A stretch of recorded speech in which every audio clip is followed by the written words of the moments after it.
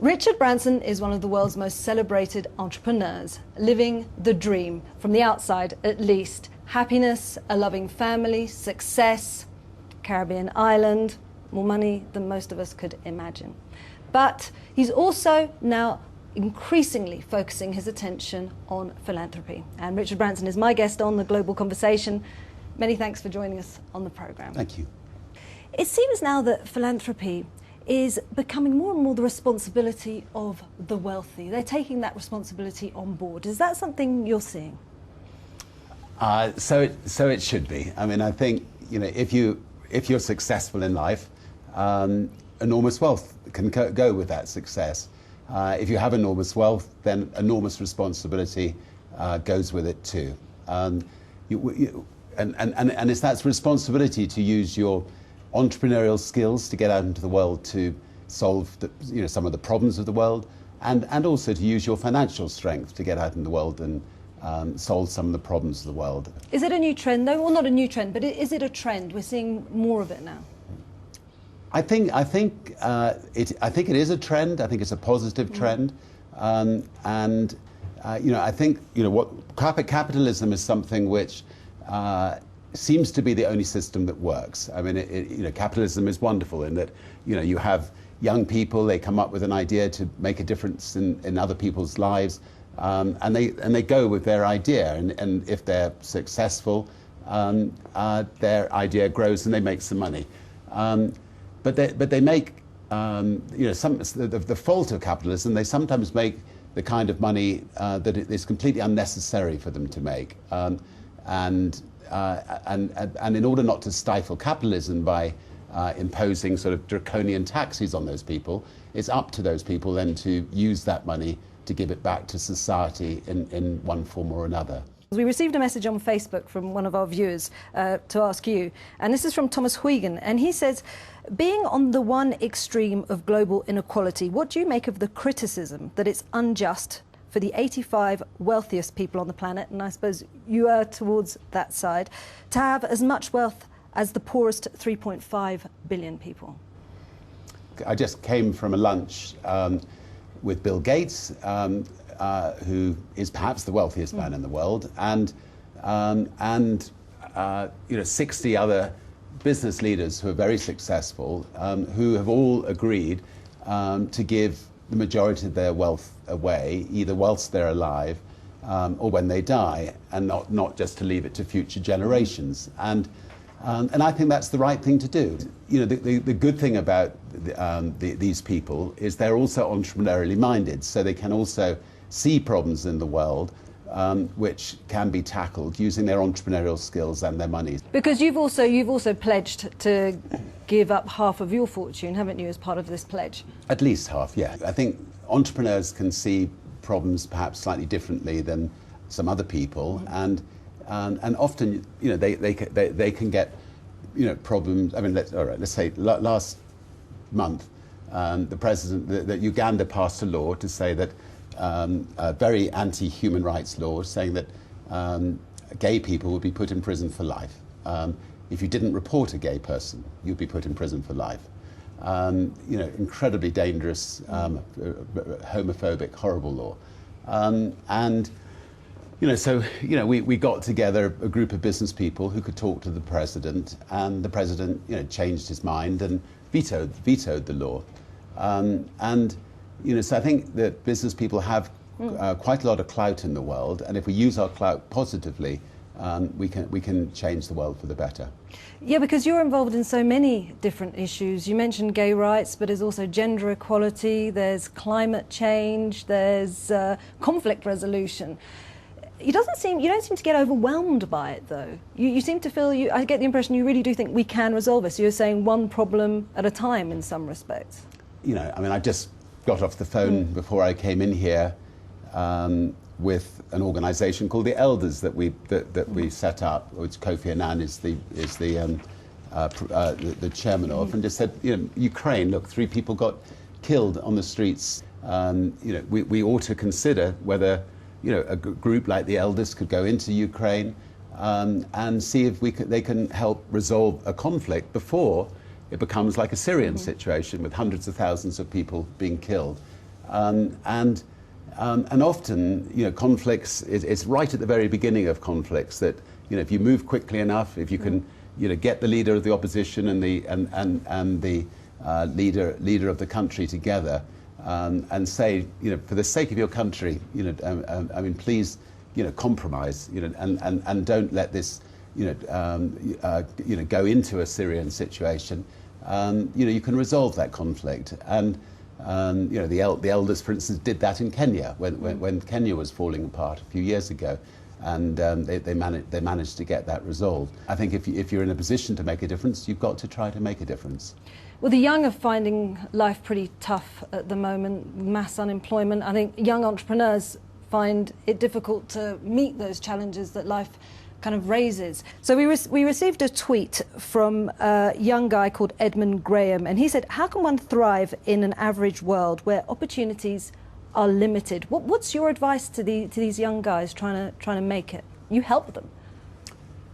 Yeah, look, to become an entrepreneur is not easy, and a lot of people who try to become entrepreneurs, they fail along the way. But good ones pick themselves up and they try again until they succeed. And what an entrepreneur needs to do, first of all, is come up with an idea that will make a positive difference to other people's lives. And if you've got an idea that's going to make a positive difference to other people's lives, you've got a chance of building a business. And then you need to get a great group of people around you who believe in what you're trying to do. And then you need to just say, screw it, let's do it, and get on and try it. It sounds easier said than done, and I know how difficult it is. I mean, when I started in business, age 15, I would stand outside, concerts, handing out leaflets for a small little mail order company, trying to sell records, and as people sent me in the money, I'd then go and buy the records and then send it to them, and so. It can be a very hand-to-mouth existence to start up and build a company, but enormously rewarding if you succeed. Not everyone is going to succeed as an entrepreneur, but it's worth giving it a try. Would I be wrong in saying that one of your mantras as well is to have fun along the way? You're kind of pretty well known for the pranks that you pull and the. I think life is short. Life should be fun, and it should be fun. It should be if the chairman of the company is having fun. If you go to a party and if I let my hair down and I'm the first to be thrown in the swimming pool and I'm not just standing in the corner of the room sipping sherry or something, then everybody will have a laugh and everybody will have fun. If you're chairman of the company, be the first to dance on the table. Just get everybody else up dancing on the table and make sure the party's a laugh. So, so play hard and work hard, and follow certain principles in life. Love people. Make sure you make a positive difference in this world while you're on it. Yeah. So you like to make people laugh. If you can think of one, I don't want to put you on the spot, but say one of your favourite pranks you've played. Well, let's see. British Airways have always been a big competitor of Virgin, and they were sponsoring the London Wheel, which is opposite the House of Commons. And the wheel was lying on the ground, and they got all the world's press to come and see them erect this wheel. And I got a call at 6 in the morning saying they can't get the wheel up. Well, we had an airship company that was half an hour from London. So I rang up the airship company, I scrambled an airship, and it flew straight over the wheel. And it had a big sign on the side of it, BA can't get it up. So that sort of thing is, we like to have some fun at our competitors' expense. And we got the front pages of every newspaper and most television companies that day. You're also involved in very exciting ventures. There's philanthropy on the one side, but you haven't given up your business ventures entirely either. And I think Virgin Galactic must be one of the most exciting things happening at the moment. Are we really going to see a commercial space flight this year? We are definitely going to see a commercial space flight this year. It'll be mid this year, and I'll be going out with my children, and it will be it'll be ridiculously exciting. I mean, we built the mothership, we built a spaceship, we built a spaceport in New Mexico. We're beginning to build satellites to go with, to put up there with the spaceship. Will enable, I think, in my lifetime, hundreds of thousands of people to become astronauts, will enable the cost of telephony and internet access to come down dramatically. We'll be able to reach people, the 2 billion people who don't have it. Will hopefully, again in my lifetime, will be able to enable you to go from London to Australia in a little over an hour. So how does that work? Well, this is going to be sort of 10, 15 years ahead, this particular aspect of it. But if we can put a spaceship into orbit and then drop it back down into Sydney, you'll be travelling at 18,000 miles an hour. So basically, the time in the journey is going to be. So the Earth rotates. If you put anything into orbit, it'll go at 18,000 miles an hour. So it's just going to be the time of takeoff and landing that's going to, and when you look out of the window on your journey, you'll be looking back at the Earth, and you'll have the ride of a lifetime. So I think it'll be a very popular service one day. It seems to be the stuff of fantasy, and I've also heard that you're thinking about building a space hotel.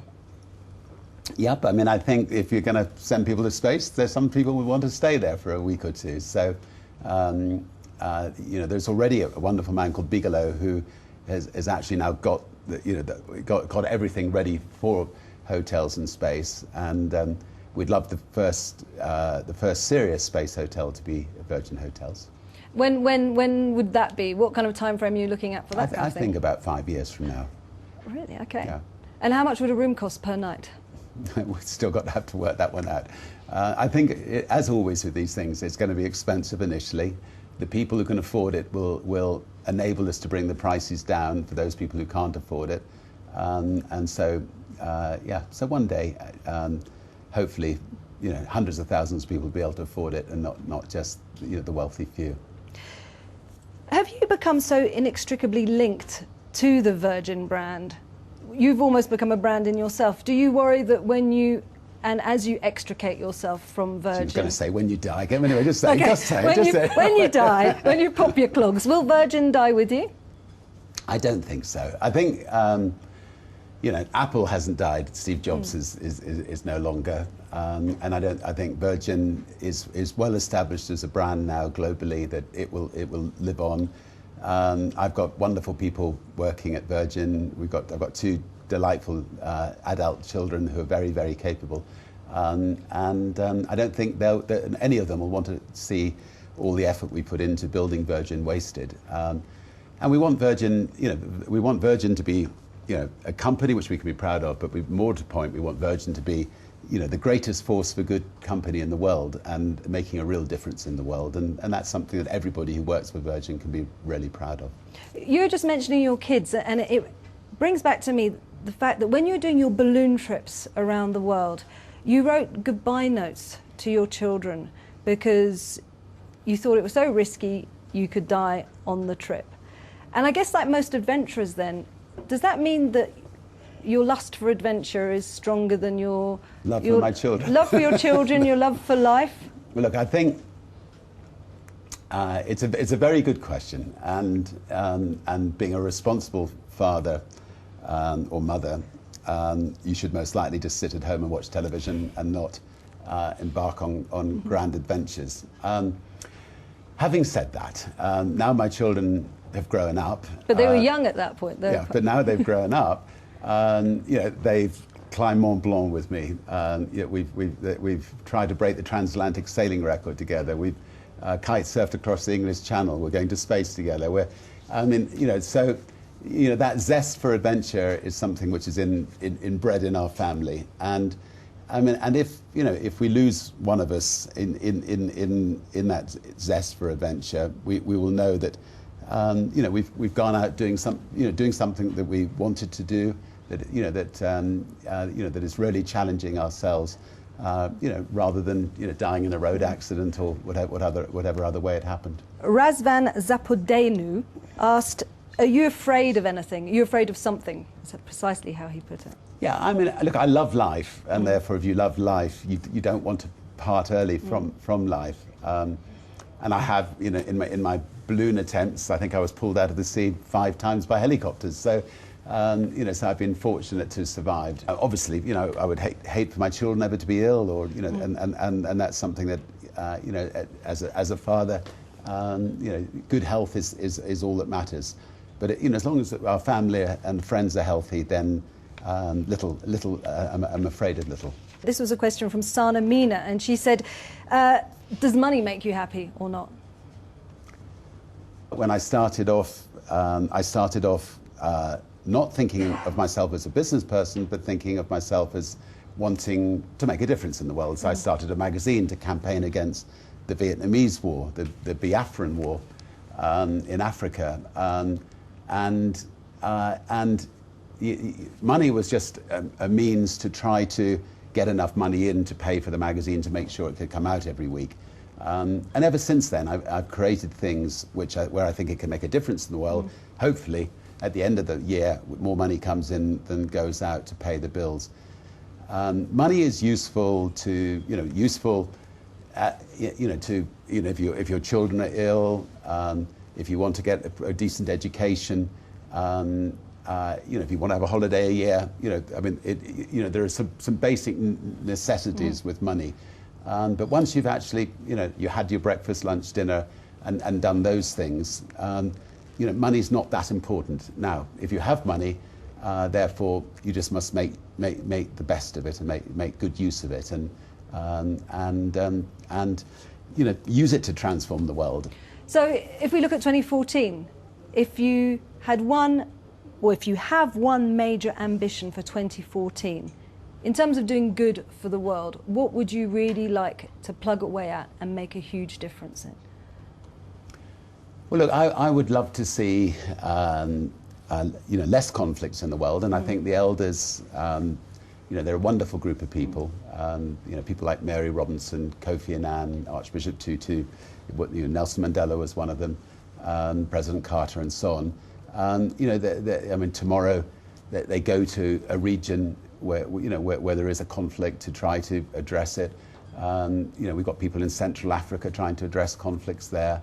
I'd just love to see less conflicts in the world, and because if you have a conflict, you don't have education, you don't have health, the whole of society breaks down. If there's one thing one could pray for this year, would be to see an end to the Syrian conflict and peace come again to that region. Now, I began the interview by saying that you're incredibly lucky. You have so many things in life. You live a dream life for many of us. But that success, comes with work. So if you look deeply within yourself and you're modest, what would you say that makes you different from other people, stand out from other people, has made you, I suppose, a catalyst for change?